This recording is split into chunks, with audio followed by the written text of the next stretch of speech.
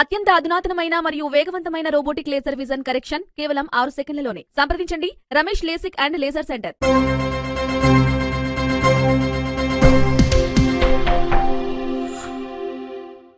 నమస్తే, welcome to Vihari news.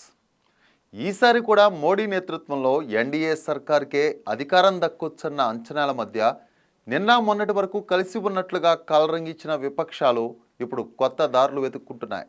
ముఖ్యంగా గతంలో పలుమార్లు బీజేపీతో కలిసి ప్రభుత్వాలు ఏర్పాటు చేసి ఇప్పుడు కాంగ్రెస్ ఆర్జేడీతో కలిసి యూపీఏ సర్కార్ నడుపుతున్న నితీష్ కుమార్ తాజా పరిణామాలతో మరోసారి యూటర్న్ తీసుకున్నారు. బీహార్లో కులగణన చేపట్టి బీసీలని పూర్తిగా తమ వైపుకు తిప్పుకున్నానని భావించిన నితీష్ కుమార్కు లోక్సభ ఎన్నికల్లో మాత్రం బీజేపీ ఆధిక్యం సాధించే అవకాశం ఉన్నట్లు తేలడంతో రూటు మార్చారు.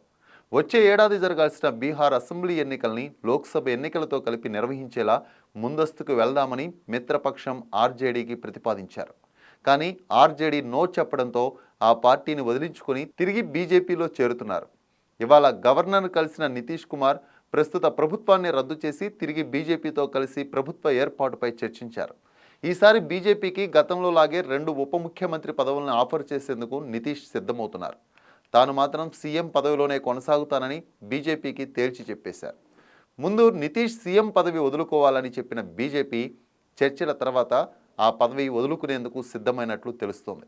దీంతో వచ్చే వారం కొత్త ప్రభుత్వం ఏర్పాటు చేసి 7వ సీఎం అయ్యేందుకు నితీష్ కుమార్ ఏర్పాట్లు చేసుకుంటున్నారు.